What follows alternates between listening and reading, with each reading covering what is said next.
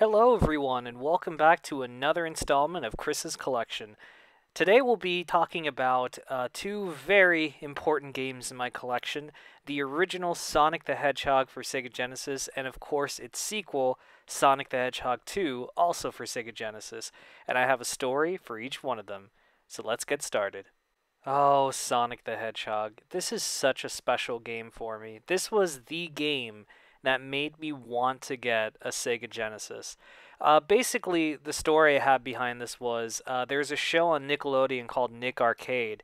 And for those of you who are children of the 90s, I'm sure you probably remember that show. It was really cool, and it would showcase all these really awesome games, like King of the Monsters was one of them.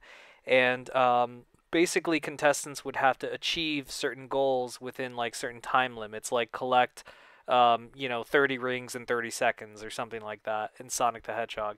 And so I watched that game and I just thought, oh my god, what a fucking cool game. And I asked my parents, can I please get this, please, please? And eventually they made it happen, and I received a copy of Sega Genesis with a boxed. It came with it a copy of Sonic the Hedgehog, and I opened that on Christmas morning one day, and it was really awesome.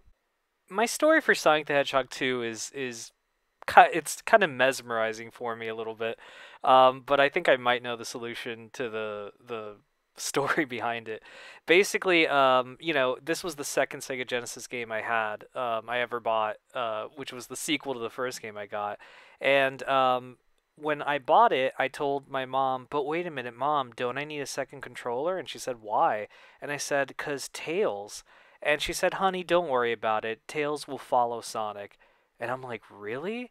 And then, sure enough, I popped in the game and I'm like, oh my god, Tails does follow Sonic. The thing is, my mom never knew, she didn't like read boxes of games and stuff like that, so how would she know that?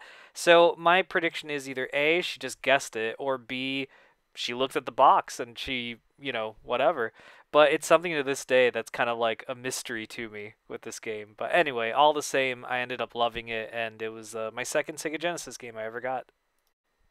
Alright, guys, and that's it for this episode. We'll be back next month with some more Chris's collection, but in the meantime, be on the lookout for some more Tales from the Borderlands that I'm playing right now as my main playthrough game.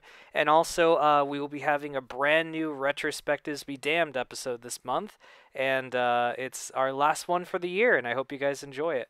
Alright, guys, thank you so much for watching. Take care.